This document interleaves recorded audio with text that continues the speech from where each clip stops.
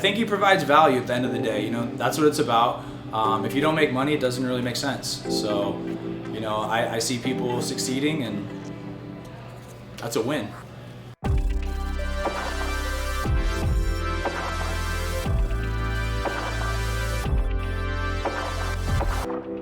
But the only thing that's going to stop you from not succeeding by following John's rules is you.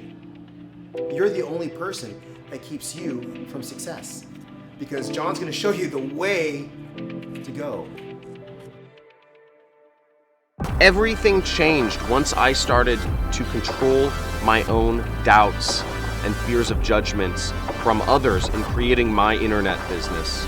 Now, once I learned to control those doubts, once I learned to control those fears of judgments from others, I was able to live a life that I truly enjoy. And being able to control your fears and your doubts of judgments of others and society will set you free. I hope my story can show you how you can too create a life for yourself of anything you desire.